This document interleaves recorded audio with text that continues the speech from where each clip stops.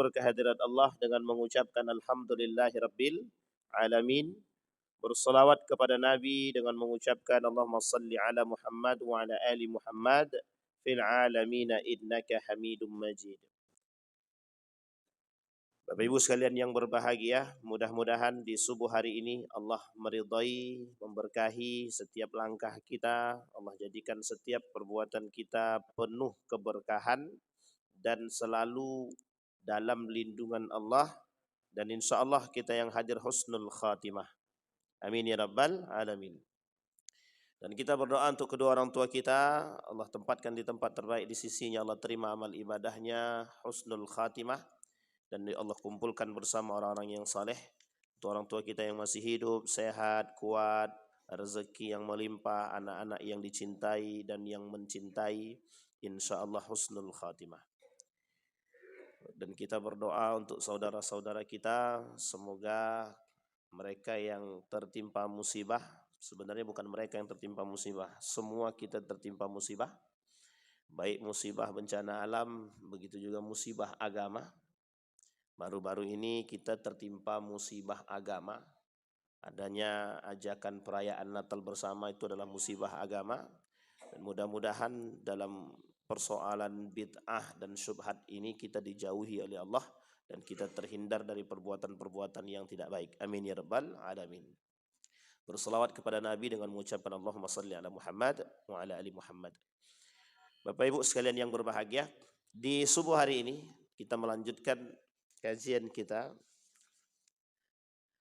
Dalam subuh ini ada satu hadis daripada baginda Nabi Muhammad SAW.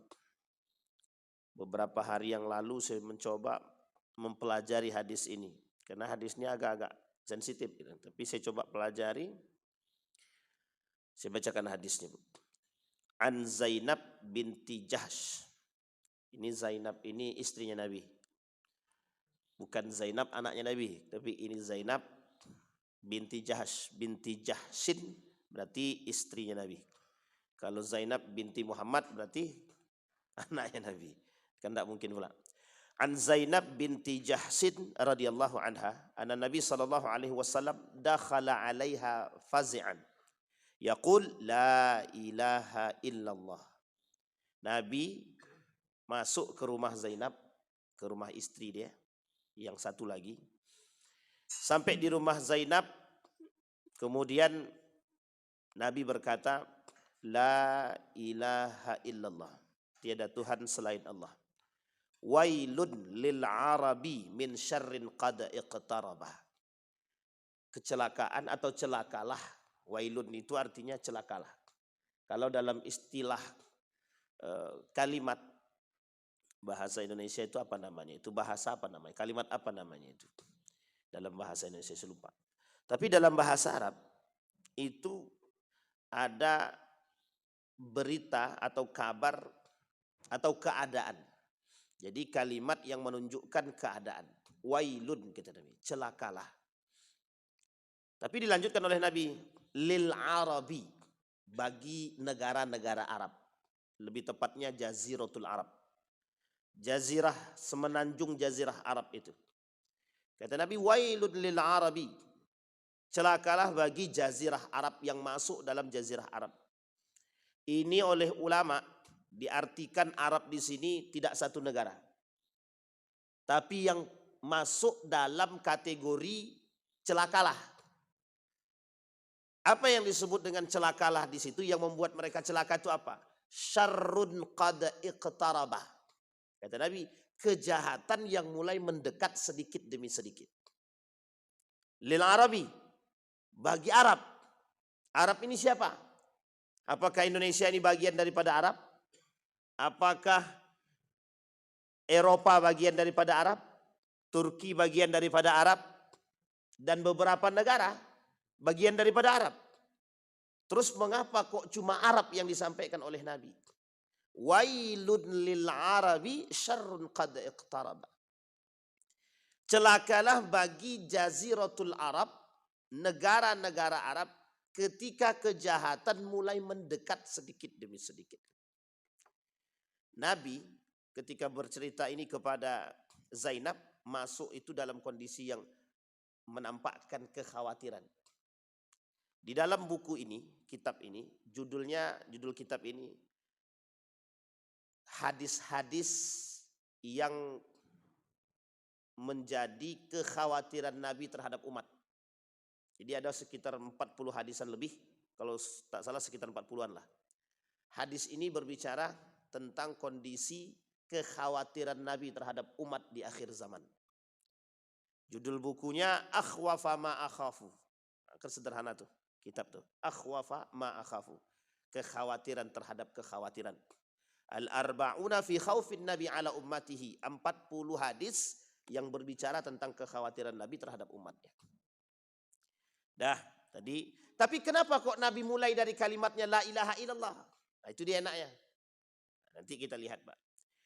Futiha al-yaum min radmi ya'jud wa ma'jud mithlu hadhihi.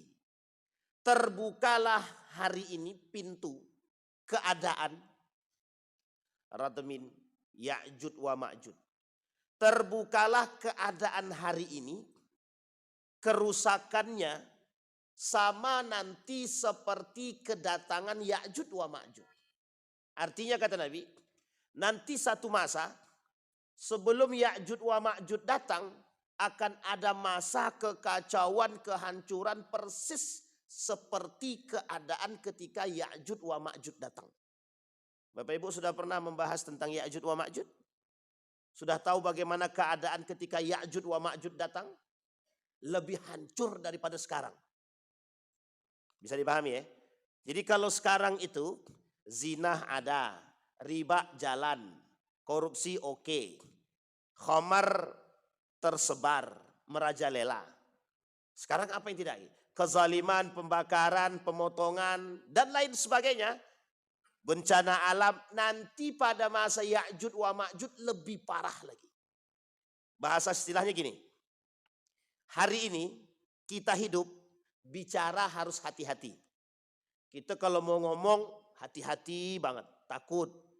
Bukan takut persoalan kebenaran, takut mengutarakan kebenaran justru kita ditangkap. Takut mengatakan kebenaran justru mohon maaf kita yang disalahkan. Sehingga lisan-lisan orang yang mengerti kebenaran tertahan dulu nih. Artinya ketakutannya nampak. Nanti pada masa Ya'jud wa Ma'jud lebih parah lagi. Nah tapi kata Nabi, ada masa sebelum Ya'jud wa Ma'jud datang, kondisi itu sudah nampak. Persis mislah hadhihi, kata Nabi. Nanti Ya'jud wa Ma'jud datang, ketakutan orang itu seperti itu. Lebih parah lagi. Nah, tapi masih mending sekarang nih. Masih mending sekarang nih kita masih bisa ibadah. Kalau dulu pas Covid, mau masuk saja tengok kiri kanan. Masuk masjid tengok. Jangan-jangan ada TNI, ada Polri, ada ini, ada itu, ada pemerintah. Ada tenaga kesehatan, kita takut Pak mau ibadah. Sholat aja dijagain. Sholat Idul Fitri dijagain. Ketakutan seperti itu, ada ketakutan. Bukan takut karena Covid-nya, tapi takut untuk ibadah dilarang. Bisa dipahami Bapak Ibu ya. Kita bukan takut karena ibadah loh ya. Tapi takut mau ibadah takut. Gitu. Karena takut apakah yang kita lakukan ini salah. Padahal tidak salah. Jadi satu hal yang lazim kita lakukan tapi menjadi takut. Sesuatu yang seharusnya menghilangkan ketakutan justru kita semakin takut dengan ketakutan itu. Aneh memang. Jadi kata Nabi nanti masa itu akan datang. Kemudian dilanjutkan oleh Nabi wa halaqa bi isba'ihi al-ibham wallati tali. Ketika Nabi menunjukkan jari-jari dia ini pas pada jempol itu kata Nabi ini itu yang seharusnya hidup jadi mati gitu. Jadi mati. Maksudnya apa? Dalam kondisi-kondisi seperti itu kata Nabi, nanti ada ketakutan yang besar, orang tak berani berbicara, semua takut. Kemudian qalat Zainab bilang, "Faqultu ya Rasulullah, anahliku wa fina salihun." Apakah ketika itu kami dihancurkan? Sementara di antara kami ada orang-orang soleh. Apakah ketika mereka menghancurkan itu kami masih ada orang-orang yang soleh? Dijawab sama Nabi, qala na'am idza kasral khabas. Kata Nabi, betul. Orang solehnya ada. Cuma kan tetap dihancurin juga. Nanti kita jelasin hadis itu. Nah Bapak Ibu sekalian yang berbahagia, di dalam satu hadis baginda Nabi Muhammad SAW, kata Nabi, al-mutamassik bisunnati ba'da wafati, orang yang berpegang teguh dengan sunnahku setelah wafatku, kata Nabi. Tapi ini hadis, nanti kita cocoknya dibuat untuk siapa dan kapan. Al-mutamassik bisunnati ba'da wafati, orang yang berpegang teguh dengan sunnahku, kata Nabi, setelah wafatnya diriku, kata Nabi. Mereka mendapatkan falahu ajrun, bagi mereka pahala mi'ata syahidin, 100 pahalanya jihad, orang mati syahid. Tapi kondisinya dalam kondisi seperti apa? Hadis ini kata Syekh Al-Albani dhaif jiddan, lemah banget. Tapi kata para ulama yang lain, Ibnu Hajar Al-Haytami, dalam hadis ini yang diriwayatkan oleh Abu Hurairah, hadis ini ma fi muskilah, tidak ada masalah. Artinya hadis ini tidak masuk dalam kategori yang dikatakan oleh, yang dilemahkan banget oleh Syekh Al-Albani. Tapi hadis ini kata Ibnu Hajar Al-Haytami masuk dalam kategori yang diriwayatkan oleh Abu Hurairah dan tidak ada masalah dalam setiap sanadnya atau matannya. Artinya hadis ini berpotensi kalau tidak hasan berarti dia dhaif saja. Lemah saja. Tidak lemah banget, tapi lemah biasa. Dan bisa berpotensi pada al-hasan. Kalau ada orang lain yang meriwayatkan, ternyata dalam hadis-hadis yang lain, dalam bentuk yang berbeda tapi maknanya sama, ada. Maka hadis tersebut kata para ulama bisa menjadi naik derajat karena diriwayatkan oleh orang-orang yang thiqat yang lain, orang-orang yang terpercaya yang lain, jadilah hadis tersebut dari dhaif jadi hasan. Makanya kata para ulama tidak ada masalah. Apa maksudnya tidak ada masalah? Boleh dipakai. Nah, apa yang dimaksud oleh Nabi dari hadis tersebut? Kata Nabi begini hadis itu. Orang yang hidup setelah Nabi tapi berpegang teguh dengan sunnahku, mereka berhak mendapatkan 100 pahala seperti orang-orang yang mati syahid. Berarti 100 orang yang mati syahid, nah orang yang berpegang teguh dengan sunnah Nabi seperti itulah pahala dia. Pertanyaannya adalah kapan? Sahabatkah? Tabi'inkah? Tabi'inkah? Bisa dipahami Bapak Ibu? Sahabatkah? Tabi'inkah? Tabi'inkah? Setelah tabi'in. Setelah tabi'in. Kata Nabi, masa yang baik itu masa Nabi. Setelah Nabi, sahabat. Setelah sahabat, itu tabi'in. Setelahnya lagi tabi'in. Setelahnya itu sudah muncul yang lain. Nabi khawatirnya pada masa itu, Pak. Pernah dengar kalimat ummati, ummati, ummati? Pernah Bapak Ibu? Kalimat ini kan masyhur dulu oleh orang-orang tua kita zaman dulu. Kalau mendengarkan cerita Maulid Nabi, mereka selalu ngomongin itu tuh. Ummati, ketika sampai di gara-gara, roh Nabi sampai di gara-gara, ummati, ummati, ummati. Gitu deh. Kitabnya Daqaiqul Akhbar. Dan ini selalu disampaikan oleh orang tua zaman-zaman dulu. Pertanyaannya adalah, apa maksud dari kalimat ummati itu? Kenapa Nabi manggil umatku, umatku? Dari sekian banyak daripada pemahaman para ulama, saya mengambil salah seorang profesor bernama Hamid Fahmi Dzarkasi. Kata beliau, maksud ummati itu lebih condong, lebih takut, bukan, lebih dekat maknanya pada kondisi hari ini. Jadi Nabi mengatakan ummati dulu 1400 tahun yang lalu yang diucapkan oleh Nabi untuk keadaan hari ini. Kenapa begitu? Saking dekatnya manusia hari ini dengan kehancuran. Saking dekatnya manusia hari ini dengan kejahatan. Pertanyaannya adalah, yang sangat membuat Nabi khawatir persoalan apa? Duniakah? Persoalan agamakah? Atau persoalan apa? Yang sangat membuat Nabi khawatir adalah berpalingnya umat Nabi Muhammad daripada agama. Bisa dipahami sampai di sini Bapak Ibu. Ternyata itu kalimat yang sederhana Pak.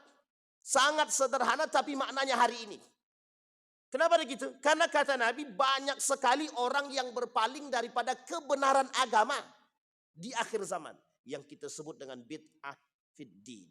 Inilah yang disebut dengan bid'ah dalam agama. Ada unsur syubhat dalam agama. Pertanyaannya syubhat agama berasal dari apa? Syahwatuddin. Berasal daripada syahwat agama. Ternyata persoalan ini merembet Pak. Muncul kelompok yang menyelewengkan yang mempelintir agama, menjual agama, mengajak kita kepada rusaknya agama. Hari ini nampak. Semua nampak. Nabi khawatirnya bukan persoalan yang lain. Yang dikhawatirkan Nabi, kita ini terjebak dalam kesesatan. Terjebak dalam kesesatan.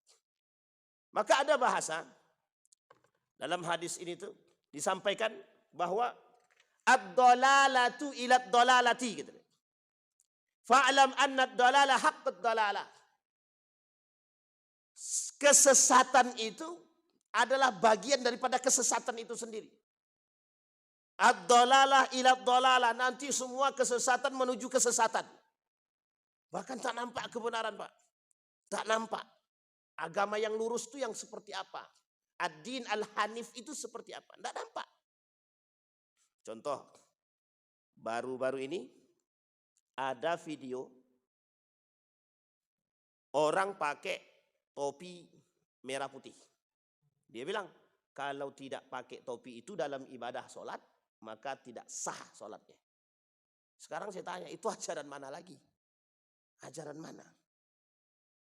Jadi kerjaan MUI di akhir zaman, itu berat banget itu.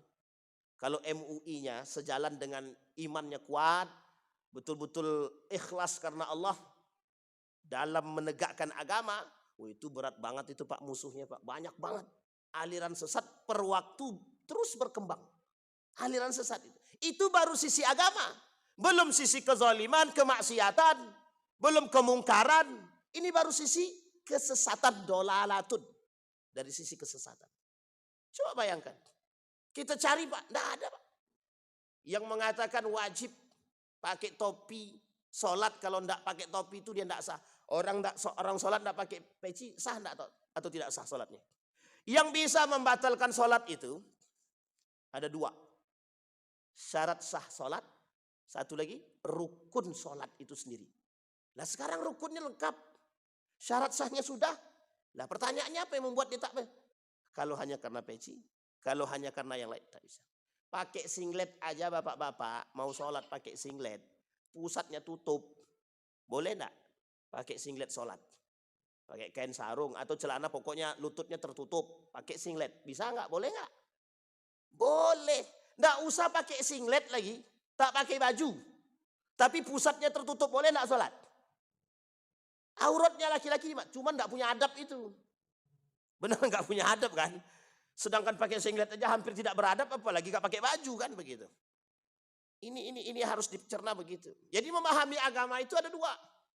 Dipahami betul dengan kaidah beragama dan dipahami secara hukum ya, kaidah beragama itu berarti dengan hukum. Yang kedua dipahami dengan etika.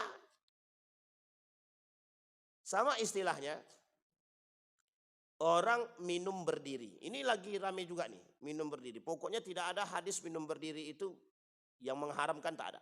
Ya memang tidak ada Pak hadis yang mengharamkan minum berdiri. Cuman di situ makruh Pak. Hukumnya makruh kata para ulama. Ada yang mengharamkan minum berdiri. Sampai ulama ikhtilaf. Paling mayoritas ulama mengatakan tak sampai derajatnya haram. Jadi gara-gara orang ada yang mengatakan hukum minum berdiri itu adalah makruh. Jadi biasa aja orang minum berdiri. Ternyata dalam dunia kedokteran, minum berdiri itu bisa menimbulkan penyakit. Minum yang baik itu dalam keadaan duduk dan tidak dalam keadaan tergesa-gesa.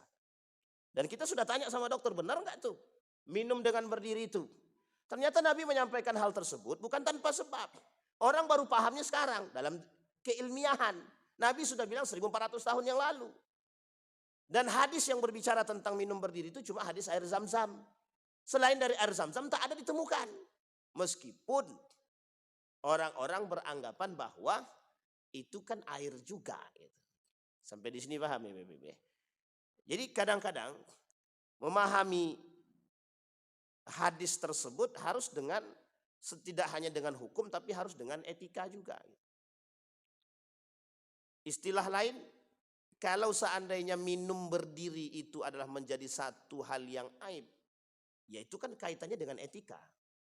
Berarti ya kita ya jangan minum berdiri lah kan begitu. Sebisa mungkin minumnya sambil duduk atau makannya sambil duduk. Itu etika. Kalau tidak dipahami keharaman. Nah kembali kepada poin kita Bapak Ibu. Nah sekarang muncul tuh kelompok-kelompok yang menjadi ketakutan Nabi. Maka kata Nabi, lah sekarang pertanyaannya apa kaitannya dengan hadis tadi? Ketakutan Nabi terhadap umat sekarang itu, khawatirnya Nabi besar. Tapi mengapa Nabi menitik beratkannya ke Arab? Kenapa Nabi titik beratkan ke Arab? Kita lihat Pak hadis-hadis tentang Arab ini Pak. Jazirah Arab ini. Yang paling banyak hadis-hadis tentang Arab ini ada dua. Setidaknya ada dua kita ambil. Satu, ada Nabi kata, Nabi khawatir dengan satu daerah yang dari situ timbul tanduk setan. Nabi khawatir yang dari situ muncul orang-orang yang merusak. Negara mana itu? Daerah mana itu? Nejat. Tahu Bapak Ibu Nejat? Nabi doa, ya Allah berikan keberkahan kepada Palestina, kepada Yaman. Sahabat tanya, bagaimana dengan Nejat? Nabi terus berdoa, ya Allah berikan keberkahan bagi Yaman, bagi Palestina. Sahabat tanya lagi, bagaimana dengan Nejat? Enggak dijawab Pak sama Nabi sampai 3 kali. Setelah yang ketiga pertanyaan itu baru Nabi sebutkan. Di situ muncul perusak-perusak. Sekarang pertanyaannya Nejat itu mana? Nejat itu bagian daripada Saudi Arabia. Bagian daripada, tidak di daerah, bukan di Makkahnya, bukan di Madinahnya. Tapi bagian daripada kerajaan Saudi Arabia. Kita tidak sedang menjustifikasi, tapi keadaannya begitu. Keadaannya begitu. Nejat, kata Nabi, yang lahir dari perusak-perusak itu, pokoknya dari Nejat itu merusak-merusak semua. Kita ambil contoh. Raja Saudi itu asalnya mana? Nejat. Raja Saudi itu asalnya Nejat. Ada Muhammad bin Abdul Wahab itu, yang lahir di Nejat itu boleh dicari secara sejarah faktanya. Boleh, dalam literatur manapun carilah. Asal siap aja berdebat. Dari situ Pak. Dan itu penelitiannya bukan main-main Pak, ilmiah Pak.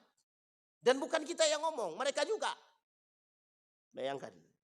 Dan banyak lagi, tanduk setannya belum lagi yang keluar dari tanduk setan lah. Yang muncul kelompok-kelompok aneh. Khawarij dari situ Pak. Nejat. Murji'ah itu juga dari situ. Awal mula Murji'ah, kelompok yang menyesatkan itu. Murji'ah ya, kelompok yang menyesatkan. Juga dari situ. Ini poin penting. Nah Nabi bilang, wailun lil arabi. Celakalah bagi negara Arab. Sekarang kita lihat lagi. Di mana kehancuran-kehancuran negara Arab itu. Yang menyebabkan Nabi kok khawatir dengan negara-negara Arab. Pengkhianat muncul dari situ Pak. Irak, Babilonia pada masanya. Kufah pada masa Ali bin Abi Thalib. Berkhianat kepada Ali, berkhianat kepada Al-Hasan, berkhianat kepada Al-Husain. Kufah. Persia, Iran sekarang. Yang dikenal dengan Syiah. Masih dalam satu lingkup. Pengkhianatan terbesar yang pernah dilakukan kepada Turki Utsmani. Dari situ juga. Nah sekarang kata Nabi, wailun lil Arab. Celakalah bagi Arab. Yang dimaksud oleh Nabi, dalam celakalah terhadap Arab ini, muncul fitnah-fitnah di Jaziratul Arab. Itu maknanya Pak. Apa fitnahnya? Fitnah ekonomi, fitnah agama, fitnah kesesatan. Muncul dari sini. Ketakutan Nabi, qad iqtaraba syarran. Semakin terasa mendekat, kejahatan itu semakin terasa dekat. Untuk siapa? Untuk Arab. Pertanyaannya adalah bagaimana dengan negara yang lain? Tanpa disebut Nabi, begitu keadaannya. Arab ini yang suci saja dikhawatirkan Nabi, apalagi yang tak suci. Paham Bapak Ibu maksudnya? Negara Arab ini, Saudi Arabia saja. Di situ ada Nabi lahir. Di situ Nabi tinggal, di situ Nabi wafat, Mekah, Madinah. Menjadi poin perhatian Nabi. Apalagi negara yang tidak. Artinya, kalaulah negara yang di dalamnya ada kesucian, saja Nabi khawatir, apalagi dengan tidak adanya yang suci-suci itu. Jadi kalau kezaliman tersebar di selain negara Arab, itu sudah biasa. Kemungkaran, kemaksiatan, itu sudah biasa. Tapi yang dikhawatirkan simbol utama. Simbol utama. Maksudnya adalah kalau dari sini sudah mulai kekacauan, kesesatan dalam sisi agama, kemungkaran, kemaksiatan, maka disinilah sebab awal muncul kehancuran. Itu yang dimaksud oleh Nabi. Kita ambil contoh. Nabi Lut, kaum Nabi Lut. Kaum Nabi Lut itu persoalan apa? Nuh alaihissalam, pembangkangan kepada Allah. Pembangkangan. Yunus, Saleh, dan lain sebagainya. Sekarang pertanyaannya, dari sekian banyak para nabi, persoalannya apa? Kenapa Allah menghancurkan kaum tersebut? Karena satu, pembangkangan mereka, kezaliman mereka, kemaksiatan mereka. Syirik, zalim, pembangkangan. Membunuh soleh kira-kira zalim enggak? Zalim Pak, hanya karena takut persaingan. Sekarang kan banyak nih orang takut bersaing, dibunuh Pak saingnya Pak. Saingannya dibunuh gara-gara takut persaingan. Kasus kaum Nabi Lut. Ini zina Pak. Zina. Dalam kitab Sulamut Taufik itu ada 11 persoalan zina. Dan ini oleh kaum liberal, persoalan Nabi Lut, kaum Nabi Lut ini, itu bukan bencana, bukan musibah, bukan azab. Kata dia. Ini hanya persoalan penyakit. Coba bayangkan. Memang penyakit Pak, tapi mengapa Allah kasih azab? Bagi mereka itu bukan azab, kata kaum liberal. Tapi kok bukan azab untuk semuanya dihancurkan? Karena semuanya berpaling daripada Allah. Yang Nabi khawatirkan di akhir zaman, mohon maaf, dari Arab sudah tercipta kesesatan, bagaimana dengan yang lain? Ketika yang lain sudah mulai tersesat, maka disitulah Pak kehancuran itu datang. Bisa dipahami Bapak Ibu ya? Kalau sumber agama, tempat mengambil agama, sudah tersebar sudah menyebarkan kesesatan, kehancuran, kemaksiatan, kemungkaran, apa tak lagi kalau negara yang lain. Itu yang dimaksud oleh Nabi. Jadi, kedekatan kehancuran kepada satu kaum itu yang dikhawatirkan Nabi. Yang dibinasakan oleh Allah. Yang dikhawatirkan oleh Nabi di situ. Makanya Nabi masuk rumah Zainab itu kayak khawatir banget gitu. Karena keadaannya itu yang dipandang oleh Nabi ke depan itu semakin mengkhawatirkan. Hari ini contoh. Khawatir Pak. Saya beberapa waktu yang lalu coba merenung sendiri. Kok begini kalilah negaraku ini. Tapi saya berpikir cuma negara ini. Setelah kita mencoba mengetahui tempat-tempat yang lain, ya hampir sama juga. Kita berpandangan pada sisi agama gitu. Di negara yang mayoritas muslim, nomor 1 di dunia, begitu banyak aliran sesat Pak, yang membuat kita jauh daripada agama. Yang kedua, kalau mereka kita tak bisa pindah keluar agama, lah kok bisa ada program yang mengajak kita untuk sharing agama, bahkan mencampur adukkan agama. Bisa dipahami kalimat ini, pluralisme. Jadi jangan salah Pak, salah satu program pluralisme agama itu adalah termasuk salah satu program perayaan agama bersama. Jadi perayaan agama-agama bersama. Itu salah satu bagian daripada program pluralisme agama. Apa itu pluralisme agama Pak Ustaz? Mengakui kebenaran agama-agama yang lain. Sesat apa tak sesat? Bapak Ibu, mengakui kebenaran agama-agama yang lain sesat apa tak sesat? Sesat. Sesat, menyesatkan. Itu yang disebut oleh Allah dalam Al-Quran, dhalun wa adhan, sesat dan menyesatkan. Nah, siapa mereka? Siapa mereka yang sesat dan menyesatkan tadi? Itulah orang-orang yang memang sengaja untuk menghancurkan Islam. Ada tulisan dari seorang kiai, bagus tulisannya, bagus. Ketika ada kontroversi tentang perayaan Natal bersama. Karena sebagian orang bilang itu kan ikhtilaf. Sebagian ulama mengatakan ada ikhtilaf. Dijawab sama beliau. Perbedaannya Yahudi dulu, Nasrani dulu pada masa Nabi dengan Yahudi sekarang dan Nasrani sekarang itu bedanya antara langit dan bumi. Kalau Yahudi dulu, Nasrani dulu masih bisa ditundukkan Pak. Dan mereka paham Pak, mereka percaya kepada Allah. Cuma nggak mau beriman kepada Nabi Muhammad. Yang sekarang sudah nggak percaya kepada Allah juga tidak sama Nabi Muhammad. Dan mereka menyakiti umat muslim. Membenci Islam. Kata beliau dalam tulisannya. Gus Najih itu. Ditulis sama, kebetulan mungkin yang nulis adalah sekretarisnya beliau. Dituliskan sama beliau. Pertanyaannya itu. Orang Nasrani Barat sekarang itu benci dengan Islam. Sejak kapan mulainya? Raja Ferdinand dan Ratu Elizabeth. Makanya Bapak Ibu, kalau Ratu Elizabeth itu begini dia perintahnya. Asal nampak umat muslim, cara mengetahui dia muslim atau bukan, tengok telinganya. Kalau bersih telinganya, kata guru saya, kalau bersih telinganya berarti dia muslim. Jadi umat muslim itu harus dibunuh.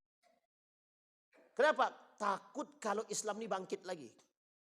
Bayangkan, takut kalau Islam ini bangkit lagi. Bapak Ibu boleh pahami kalimat ini. Apa maksudnya? Mereka mengerti bahwa Islam itu akan bangkit kembali. Nah kita umat muslim nggak ngerti. Kita yang nggak ngerti. Justru kita yang menghancurkan Islam itu. Kata Umar bin Khattab, hal tadri man yahdumuddin. Apakah kalian tahu siapa yang akan menghancurkan agama itu? Umat muslim itu sendiri, Pak. Bisa dipahami, Pak. Sama kata-kata Nabi tadi, lil Arabi. Bukankah di situ orang-orangnya soleh semua? Kata Nabi benar, orang soleh semua. Tapi kenapa dibinasakan oleh Allah? Sakitun. Orang-orang soleh sabitun. Sakitun. Bukan sakit ya. Sakitun itu diam. Ketika Dr. Mawardi Muhammad Saleh ditanya, Ustaz, di sana bencana. Di tengah bencana itu kan ada orang soleh juga, Ustaz. Apa sebab datangnya bencana? Sebab datangnya bencana yang pertama, musibah. Sebab datangnya musibah, azab itu yang pertama adalah kesyirikan, kezaliman. Yang ketiga apa? Yang ketiga kemungkaran, kemaksiatan. Dijawab, ditanya sama jamaah, kan di situ ada orang soleh. Jangankan orang soleh, kiai pun kalaupun ada, tetap ikut mati, ikut dibinasakan. Kenapa? Karena orang solehnya diam. Bisa dipahami sampai sini, Bapak Ibu? Karena orang solehnya sama kata Nabi tadi. Ketika Zainab bertanya, apakah ketika di antara kami ada orang soleh? As-salihun, ada orang soleh itu ada. Cuma ketika itu khabaisnya lebih banyak lagi. Dan mohon maaf orang solehnya diam. Satu, orang solehnya diam. Yang kedua, orang solehnya ikut-ikutan. Yang ketiga, orang solehnya menikmati. Itu yang dikhawatirkan, Pak. Itu bukan soleh lagi. Makanya istilahnya, saya sebenarnya tidak dalam konteks apapun ya berbicara ini Bapak Ibu dalam hal ini. Kata Dr. Mawardi itu, dan saya buka dari beberapa kitab sama. Ulama itu ada 3 katanya. Ada ulama sultan, ulama pemerintah katanya. Yang kedua ada ulama ul jamaah katanya. Ulamanya jamaah. Yang ketiga ada ulama ur-rabbani katanya. Ini kata Dr. Mawardi Muhammad Saleh. Ulama sultan itu kalau tergantung pada keinginan pemerintah. Pemerintah bilang apa? Oke. Pokoknya ulama pemerintah lah kan gitu. Artinya ulama yang disetir oleh pemerintah. Yang kedua ulama jamaah. Apa maksudnya ulama jamaah? Ustaz, kita kajian ini aja Ustaz. Ya katanya tadi. Ustaz, tolong halalkan joget Ustaz. Ya kata Ustaznya. Nah, itulah maksud contohnya itu. Itu ulama jamaah kalau permintaan itu. Tapi ada ulama ur-rabbani yang takutnya sama Allah aja. Dan tidak bisa menghalalkan yang haram dan tidak bisa mengharamkan yang halal. Nah yang kayak gini di akhir zaman yang paling banyak Pak. Yang paling sedikit. Di akhir zaman orang yang ulama Rabbani ini semakin hari semakin mendekat kepada akhir zaman. Itu semakin sedikit manusia seperti ini. Yang takut kepada Allahnya tinggi. Tapi kemudian mereka tidak masuk dalam apa yang diinginkan oleh orang-orang yang rusak. Kalau persoalan fatwa banyak Pak, banyak. Jadi istilah hari ini tuh ketakutan Nabi itu terjawab. Kata Nabi yang membawa orang dalam kesesatan justru da'i, du'atun ila abwabi jahannam. Jadi ketika Huzaifah tanya sama Nabi, Nabi jawab du'atun ila abwabi jahannam. Ada banyak para da'i yang mengantarkan kepada neraka jahannam. Itu diterjemahkan sulit Pak. Gimana cara menerjemahkannya? Bagaimana kriterianya orang-orang mohon maaf para dai yang mengajak kepada kesesatan dan neraka jahanam? Kan tidak mungkin Pak. Oh si Anu, kau mengajak orang ke jahanam kau nih? Kan tak mungkin. Kita tengok ustadz satunya, oh ustadz ini mengajak ke jahanam nih. Tidak bisa Pak. Maka kriteria ini oleh para ulama dipelajari secara spesifik. Termasuk salah satu diantaranya Imam Al-Ghazali dalam kitab Ihya Ulumiddinnya itu dipelajari Pak tentang ulama su. Jadi Bapak Ibu, kalaulah masyarakat menuju kepada kesesatan, mesti ada sebab, mesti ada pemimpinnya Pak. Kalau masyarakat menuju kepada kesesatan, mesti ada pemimpinnya. Kita ambil contoh. Kasus-kasus kemarin sudah kita sampaikan ya, ada Gus yang bercampur baur dengan wanita gitu ya. Sudah paham ya Bapak Ibu, ini Gus-Gus. bercampur baur dengan wanita. Ada orang-orang yang mengaku soleh. Jadi dia pokoknya orang-orang yang mengaku soleh, tapi dia bebas melakukan perbuatan-perbuatan kemaksiatan. Ya, orang-orang yang mengaku soleh tapi nggak punya adab, nggak punya akhlak. Meluk perempuan, cium perempuan, tapi dia gus, gitu kan. Ini kesesatan kan. Joget, maulid nabinya buat nih joget, pakai artis, pakai ini segala macam. Dan lain sebagainya lah pokoknya. Ini kan kesesatan. Kayak yang tadi, tidak boleh sholat kalau tidak pakai yang merah putih. Itu kan kesesatan. Nah kesesatan-kesesatan seperti ini, pertanyaannya ada nggak pemimpinnya itu? Ada nggak pemimpinnya? Ada, dan pemimpinnya mengerti agama enggak? Di sini yang dimaksud. Pemimpinnya apakah mengerti agama apa tidak? Poinnya nanti di situ. Ada pemimpin yang mengerti agama tapi nggak punya akhlak. Maksudnya mereka mengerti agama tapi mereka nggak punya akhlaknya. Yang kedua, mereka nggak ngerti agama tapi pura-pura mengerti agama. Karena tujuannya adalah dunia. Sekarang saya tanya Bapak Ibu. Orang-orang kayak gitu, kaya-kaya nggak tuh? Kaya-kaya nggak? Bahkan unik Pak, ada gus-gus cuma muji pemerintah aja dapat mobil.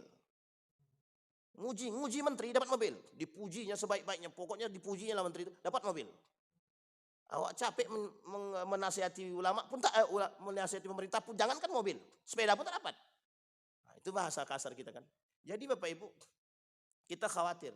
Jadi kekhawatiran Nabi itu bukan tanpa sebab Pak. Nabi dah khawatir jauh hari. Makanya kalimatnya Nabi, ummati. Bukan Nabi bukan takut dengan kalian tidak punya duit. Enggak. Nabi enggak takut kalian miskin. Enggak, kata Nabi. Yang ditakutkan Nabi kalian keluar daripada yang sesungguhnya. Yang seharusnya kalian masuk surga tapi enggak jadi. Jalan tu lurus menuju surga, tiba-tiba ada simpang kiri dan kanan. Kata Nabi dalam hadisnya, ketika orang jalan lurus tapi kiri dan kanan dan kiri, itu di setiap persimpangnya ada setannya. Nah banyak orang yang sudah mau jalan lurus tapi ketika diajak oleh setan kanan, setan kiri ngikut. Jadi yang lurus tuh cuma sedikit aja. Yang istiqomah. Bisa dipahami ya Bapak Ibu? Yang istiqomah. Jadi yang kita takutkan tuh di situ. Maka Bapak Ibu sekalian yang berbahagia, dijawab sama Nabi. Kekhawatiran Nabi tersebut terhadap keadaan kita umat itu di akhir zaman itu, istilah Nabi, kalau Arab sudah mulai masuk pada tataran kezaliman, kehancuran, kemaksiatan, kemungkaran, maka disitulah gerbang kehancuran tadi. Bisa dipahami Bapak Ibu ya? Kita ambil contoh. Beberapa negara Arab. Di mana negara Arab yang ada kasinonya, perjudiannya? Di mana negara Arab yang ada kasino terbesarnya? Ada nggak? Ada. Di mana? Uni Emirat Arab. Di Dubai. Bapak Ibu kalau datang ke sana, memang yang masuk itu non muslim. Yang muslim tak boleh masuk. Cuma masalahnya kenapa harus disediakan? Kan begitu bahasanya. Hari ini mungkin tidak. Wallahu alam ke depannya. Pertama, kedua. Bapak Ibu boleh lihat pakaian-pakaian mohon maaf yang kita anggap dulu kalau kita tengok. Kalau kita ini kan kalau nengok, ada orang Arab. Mesti dalam benak kita nih, bagus ibadahnya. Betul ya? Dalam benak kita. Karena pakaiannya. Jadi orang beranggapan dulu, kalau orang dah pakaian jubah, berarti mak soleh nih, bagus nih, baik nih. Tapi Bapak Ibu tengok, yang joget juga pakai jubah Pak. Yang melakukan tradisi-tradisi jahiliyah itu pakai jubah juga. Makanya Bapak Ibu ada satu kitab judulnya Masailul Jahiliyah, Syarhun Masailul Jahiliyah. Penjelasan tentang persoalan-persoalan jahiliyah. Salah satu di antaranya itu adalah persoalan jahiliyah sekarang itu. Saya pernah tanya Pak, lebih jahiliyah mana? Ada kepada salah seorang syekh di Saudi Arabia. Ketika saya lagi ikut halaqah di salah satu majelis di Masjidil Haram itu, saya ikut halaqah kajian. Saya tanya Pak salah seorang ulama di situ, bagaimana menurut Syekh keadaan sekarang? Lebih jahiliyah mana sekarang atau dulu? Dijawab Pak, di dalam Masjidil Haram dia jawab. Apa kata dia? Lebih jahiliyah sekarang daripada dulu kata dia. Coba bayangkan, kita kan khawatirnya di situ. Baik, kita kembalikan Pak. Nah sekarang apa faedah daripada hadis tersebut? Faedah daripada hadis tersebut, Nabi membukanya dengan kalimat la ilaha illallah. Ini uniknya, Nabi membuka dengan kalimat la ilaha illallah. Maksudnya adalah sakralnya tauhid. Kita ambil Pak. Buya Hamka itu sudah memperingati umat itu jauh-jauh hari. Tahu Bapak Ibu kenapa Buya Hamka membuat Majelis Ulama Indonesia? Biar kesesatan itu bisa dibendung oleh siapa? Para alim ulama. Makanya muncul Majelis Ulama Indonesia. Siapa ketua pertamanya, Pak? Buya Hamka. Sampai Buya Hamka bilang ada syirik modern. Artinya apa? Kesesatan orang merembet sedikit demi sedikit. Artinya mulai kesesatan itu mulai nampak. Dulu sesatnya sendiri-sendiri dan tersembunyi. Sekarang terang-terangan, Pak. Mereka melakukan kesesatannya terang-terangan. Dimulai sama Nabi, la ilaha illallah, pegang teguh tuh betul kalimat. Sekuat apa kita berpegang teguh dengan kalimat la ilaha illallah? Pada kondisi apa orang bisa terjebak dalam rusaknya akidah? Dalam kondisi apa orang bisa rusak akidah? Saya tanya Bapak Ibu, dalam kondisi apa orang mudah rusak akidahnya? Dalam kondisi terjepit, dalam kondisi ada musibah. Yang pertama, dalam kondisi musibah. Bisa enggak dalam kondisi musibah tuh orang hilang akal? Ini sudah kasusnya sudah banyak, Pak. Kasusnya banyak. Masa Nabi masih hidup, ada seorang sahabat Nabi, kata pemerintah orang-orang kafir Quraisy tadi, pemimpinnya, kalau kau mau selamat hidup, cuma cukup tinggal bilang kau keluar daripada Islam. Ibu bapaknya dibunuh karena tidak mau mengatakan aku keluar daripada Islam. Cuma yang pemuda ini, karena lihat ibu dan bapaknya dibunuh, akhirnya dia bilang, aku keluar daripada Islam. Dibebaskan. Dibebaskan. Ketika sudah dibebaskan, dia datang ke Nabi. Nabi tak mau tegur dia. Tapi setelah Nabi tidak tegur, turun ayat untuk mengatakan kepada Nabi, memperingati Nabi. Dia mengucapkan demikian demi keselamatan. Bukan karena dengan hatinya, Pak. Tapi hanya untuk mencari selamat. Artinya dalam kondisi seperti itu, ada hal-hal tertentu yang oleh para ulama dikatakan, kata para ulama itu, orang dalam kondisi terjepit seterjepit-jepitnya, kalau dia benar-benar tidak keluar daripada Islam secara hati, hanya untuk mencari selamat secara lisan, itu masih kata para ulama tidak ada masalah.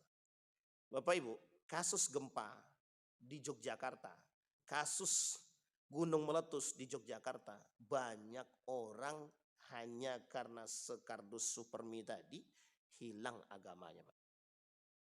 Apa jawaban mereka? Mereka yang datang duluan katanya. Gimana coba? Kita mau ngomong apa? Yang datang duluan mereka katanya. Sementara kami butuh makan. Ketika kami butuh makan, mereka tawarkan. Dan kami mau. Karena apa tawaran mereka? Kami mau kasih kalian makanan dengan catatan keluar masuk dari agama kami. Coba bayangkan. Ini misionaris, Pak. Dulu pada tahun 2006 itu misionaris terbesarnya di mana? Semarang kan? Salatiga. Itu basis, Pak. Salatiga itu basisnya misionaris di Indonesia ini dulu. Bahkan ada pesantren, salah satu pesantren bisa masuk misionaris itu ke dalam pesantren. Tahu Bapak Ibu sampai berapa tahun? Sampai 7 tahun. Sudah nyantri selesai, jadi ustadz lagi. Coba bayangkan, jadi ustadz pengabdian di situ, dan dia jadi ustadz, dan dia bisa bahasa Arab, bisa bahasa Inggris. Kira-kira kalau bisa bahasa Arab, bisa bahasa Inggris, dan bisa paham ilmu agama, gimana coba cara menyesatkan itu? Mudah apa tidak? Mudah banget, Pak. Bayangkan saking seriusnya, Pak. Orang ingin menyesatkan Islam itu. Jadi iblis yang waktu itu minta sama Allah itu, pokoknya kata iblis, sebelum kiamat itu, pokoknya kasih aku kehidupan, biar aku ajak orang-orang itu masuk. Kata Allah silahkan. Dikasih kan? Dikasih iblis untuk ngajak orang. Sekarang iblis gak mau lagi ngajak orang. Kenapa? Udah banyak jadi iblis gitu deh. Jadi kami gak perlu ngajak lagi gitu deh. Ini logika sederhana saya, Pak. Bisa dipahami Bapak Ibu ya? Nah, kenapa Nabi mulai dengan kalimat pegang teguh dengan kalimat la ilaha illallah. Tauhid, Pak. Yang dikhawatirkan oleh Nabi, manusia berpaling daripada kebenaran agama. Disitulah oleh Ibnul Qayyim bilang, syahwat itu ada syahwat agama, ada syahwat kemaluan, ada syahwat dunia. Yang paling berbahaya ada syahwat agama. Nah, syahwat agama diperuntukkan untuk siapa? Mereka yang terlalu, mohon maaf, menganggap dia berilmu agamanya tinggi, mereka jual. Ini yang disebut dengan syahwat agama. Atau mereka beragama tapi masuk dalam konteks bid'ah subhat. Jadi mereka mengadakan subhat dalam agama. Yang tidak diadakan oleh Nabi dibilang ada. Kan perayaan Natal bersama kan tidak ada dalam. Nabi tak pernah buat kan? Nabi tak pernah. Jangankan Nabi, Umar bin Khattab nggak pernah buat. Tak pernah buat. Tapi siapapun. Nah, tapi kan Ustaz, Kementerian Agama kita nih cuma bukan untuk Islam saja, untuk semua agama. Oke, tidak ada masalah. Benar. Kementerian Agama kita untuk semua umat agama. Tapi jangan ajak umat muslim untuk perayaan Natal bersama. Bisa dipahami Bapak Ibu ya? Kenapa kok jangan diajak? Lah karena harusnya umat muslim kan tak boleh, haram melakukan itu. Fatwa MUI 1981, Majelis Ulama Indonesia mengharamkan umat muslim mengikuti perayaan Natal. Perayaan Natal haram. Itu Majelis Ulama Indonesia, bukan saya Pak, yang mengharamkan. Fatwa MUI. Tahu Bapak Ibu apa yang terjadi? Digugat. Yang gugat siapa? Umat muslim. Coba bayangkan, yang gugat fatwa umat muslim. Orang non muslim biasa aja nih Pak. Lah kita umat muslim yang menggugat fatwa. Sampai di sini paham ya Bapak Ibu? Tahu Bapak Ibu alasannya kenapa Majelis Ulama mengeluarkan fatwa tersebut? Khawatir bahwa Islam dia nggak benar, akidah dia rusak, terjebak dalam kesesatan, mencampur adukkan agama, sinkritisme. Bolehkah sinkritisme dalam Islam? Tak boleh Pak. Jangankan sinkritisme, dua agama saja tidak bisa. Jadi satu tidak bisa. Muncul kalimat. Beberapa waktu yang lalu ada yang diskusi dengan saya begini. Ustaz, tapi kan Ustaz. Tapi apa? Tuhan itu kan satu. Kami juga paham Tuhan itu satu. Kan? Jadi sebenarnya Ustaz, Tuhan kita ini satu. Kita hanya menuju Tuhan yang satu. Tapi cara kita beda-beda. Saya bilang lama-lama, awak pun bisa ikut sesat deh buat saya kalau lama-lama. Bisa dipahami Bapak Ibu ya. Mungkin sama Bapak Ibu tidak, gitu. Tapi pada orang lain. Nah, inilah yang disebut dengan kelompok-kelompok yang kita sebut hari ini sebagai kelompok liberalisme. Tahu Bapak Ibu siapa dulu yang menciptakan liberalisme ini? Yang menjadi pelopor, bukan pelopor sebenarnya. Dia pelopor, termasuk pelopor juga, perintis juga lah kan. Ulil Absar Abdallah. Tahu Bapak Ibu Ulil Absar Abdallah ya? Nah, ini memang sudah, kalau beliau ini memang gembongnya kaum liberal. Bahkan beliau pernah mengatakan itu dengan sederhana, dia bilang, pokoknya kalau Al-Quran tak sesuai dengan zaman, tinggalkan katanya. Tinggalkan. Coba bayangkan, Al-Quran kalau tidak sesuai dengan zaman, tinggal. Nah, sekarang muncul lagi Pak orang-orang kayak gini. Dulu sudah mulai redam, karena mungkin sudah nggak ada duit misalkan ya. Redam deh. Sekarang naik lagi Pak. Muncul pula lagi ide-ide yang aneh-aneh.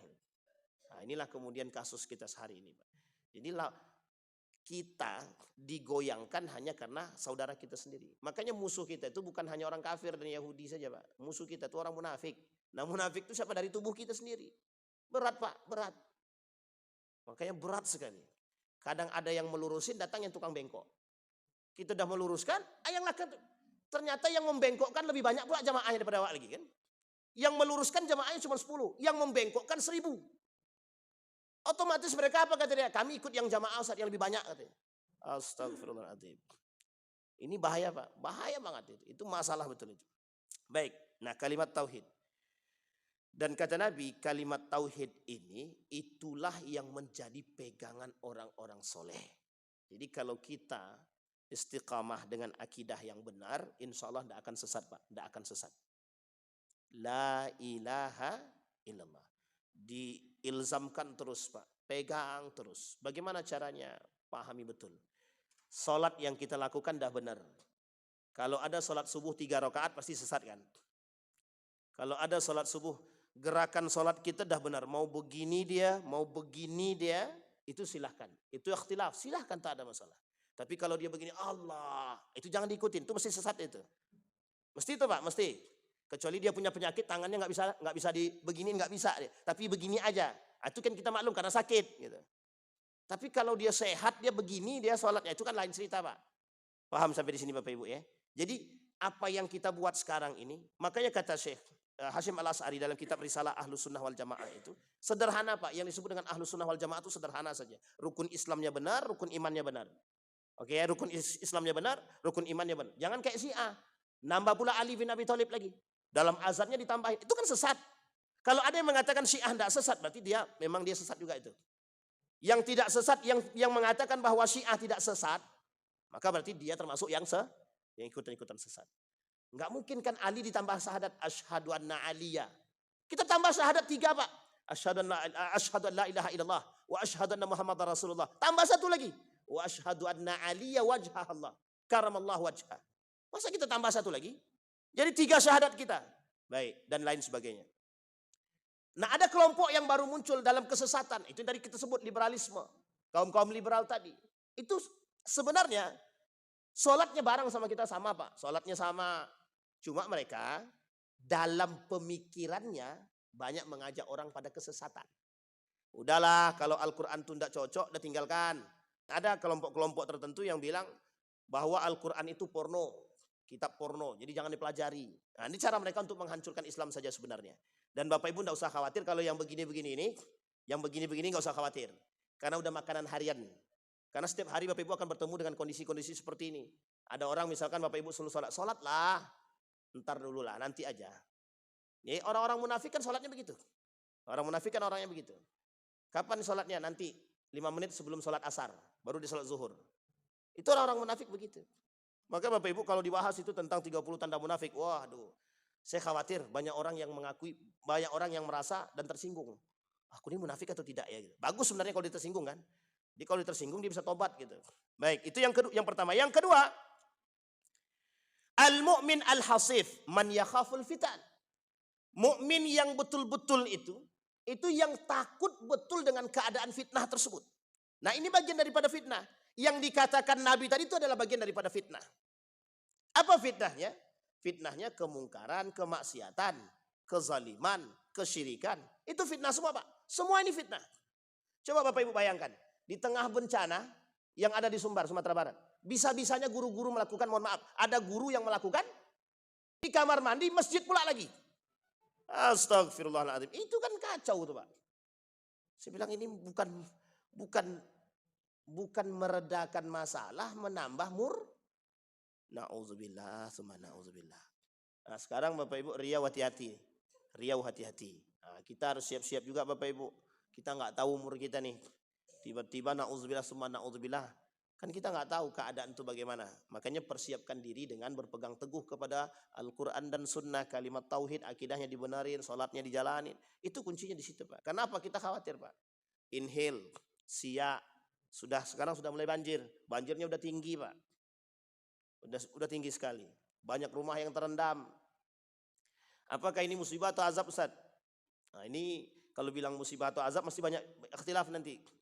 Ada bilang kalau azab, masa kami dibilang azab Ustaz? Kami kena azab, banyak orang soleh di situ. Bapak Ibu ini musibah. Musibah, salah satu sebab datangnya musibah, itu ada kesamaan dengan azab. Satu diantaranya adanya kesyirikan, kezaliman, dan kemungkaran ataupun kemaksiatan. Ya bisa jadi. Nah, tapi musibah, kalau azab biasanya semuanya berpaling daripada Allah. Semuanya berpaling, itu azab. Karena hampir semua di antara orang-orang yang tertinggal itu, pada masa Nabi Nuh alaihissalam, itu yang di bumi hanguskan oleh Allah semuanya berpaling daripada Allah. Nah yang ikut Nabi selamat. Itu yang disebut dengan azab. Kita ambil contoh Nabi yang lain, Nabi Lut. Yang ikut Nabi Lut selamat. Yang gak ngikut Nabi Lut, hancur semua, azab. Jadi semua yang diazab itu, yang mendapatkan azab itu semua yang dibinasakan oleh Allah itu yang berpaling daripada Allah, yang berpaling daripada syariat. Ini jangan sampai Pak, na'udzubillah. Kita memang harus khawatir dengan keadaan itu. Makanya Nabi bilang Pak, dibilang sama Nabi, orang yang beribadah di akhir zaman itu seperti memegang bara api. Sulit Pak, bingung. Kalau dia tak punya akidah yang benar, sesat Pak, bisa disesatkan. Kita ambil contoh. Kalau orang ke Mekah tuh ngapain? Ibadah atau selfie-selfie? Kan berubah sekarang udah maknanya Pak. Terserah orang mau suka atau tidak dengan yang saya sampaikan. Itu faktanya. Pak. Bayangkan betapa banyaknya travel umroh hari ini. Banyak apa tidak? Banyak banget Pak. Sekarang kita lihat Pak. Yang selamat di antara sekian banyak itu besok, yang selamat, yang jujur. Yang dusta, yang penipu, mesti hancur itu besok. Tapi yang selamat yang mana? Yang jujur. Bisa dipahami Bapak Ibu. Tapi Ustaz kalau kami jujur-jujur dapat untungnya kecil, lebih baik kecil tapi berkah daripada besar langsung habis.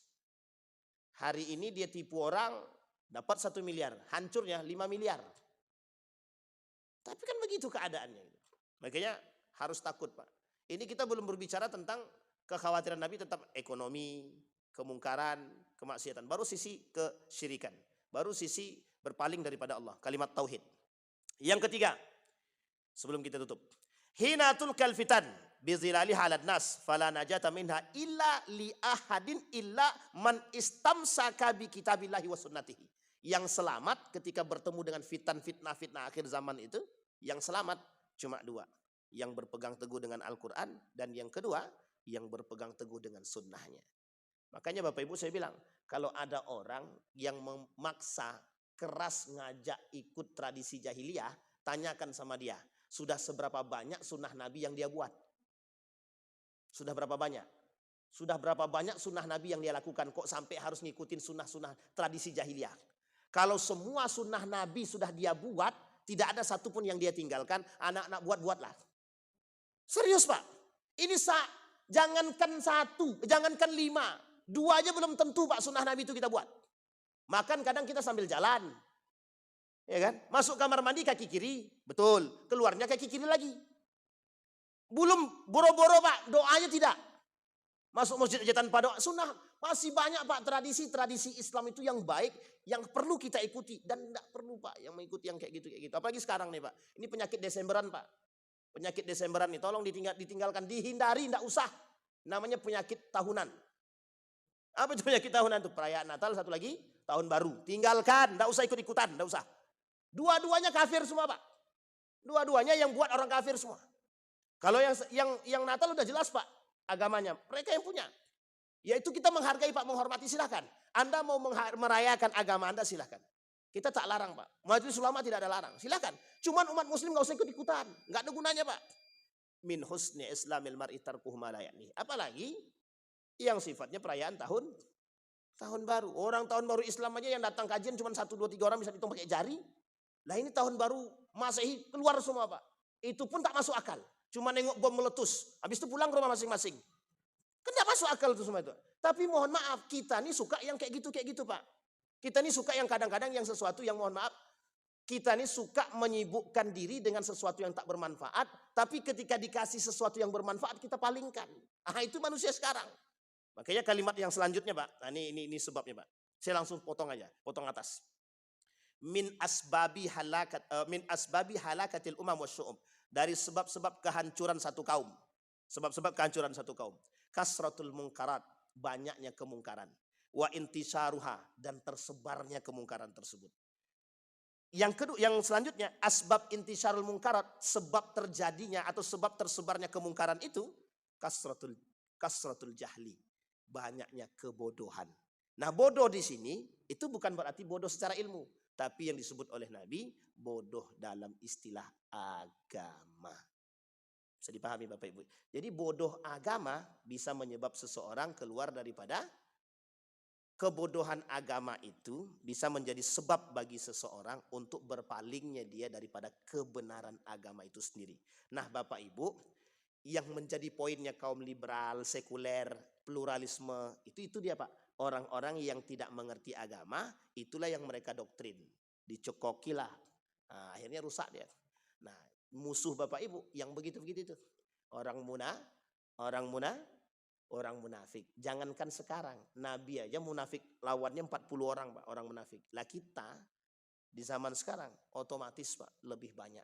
Karena kelak jumlah kita sedikit, yang paling banyak mengisi dunia itu 2, kafir dan munafik. Jadi sekarang ini kalau ada pertanyaan, kok Ustadz, kok hari ini kok hancur betul lah negara dunia ini begini, betul. Nggak usah protes. Memang begitu jalannya. Tinggal cari selamat. Mudah-mudahan ada manfaat bagi kita semua Bapak Ibu sekalian berbahagia. Ada pertanyaan Bapak Ibu? Nggak ada mesti itu. Karena kalau udah akhir-akhir zaman ini kayak udah mau mati aja. Cari selamat kita Bapak Ibu. Kita berdoa kepada Allah. A'udzu billahi minasyaitonir rajim. Bismillahirrahmanirrahim. Hamdas syakirin, hamdan na'imin, hamdan yuwafi ni'amahu wa yukafi'u mazidah. Ya Rabbana lakal hamdu kama yanbaghi li jalali wajhikal karim wa 'azimi sultanik. Allahumma faqihna fid din wa 'allimna ta'wil. Allahumma ansur man nasara ad-din wa khudhul man khadhala al-muslimin. Allahumma ansur ikhwanana al-mujahidin fi Palestin wa fi Gaza wa fi kulli makan wa khasatan Indonesia. Allahumma dammir al-yahud ahlikil kafarata wal mubtadi'ata wal musyrikina a'da'aka a'da'ad-din. Allahumma a'inna ala dhikrika wa syukrika wa husna ibadatik. Allahumma ighfir lana dhunubana wa dhunuba walidina warhamhuma kama rabbayana shighara. Allahumma ighfir lahum warhamhum wa'afihim wa'fu anhum wa akrim nuzulahum wa wasi' madkhalahum waj'alil jannata mathwahum ya rabbal alamin. Rabbana hab lana minas salihin. Allahumma khtimna bis salihin. Allahumma khtimna bis salihin. Allahumma inna nas'aluka khaira hadzal makan wa khaira ma fihi wa khaira ahli wa na'udzu bika min syarri hadzal makan wa syarri ma fihi wa syarri ahli. Rabbana atina fid dunya hasanah wa fil akhirati hasanah qina adzabannar walhamdulillahi rabbil alamin. Assalamualaikum warahmatullahi wabarakatuh.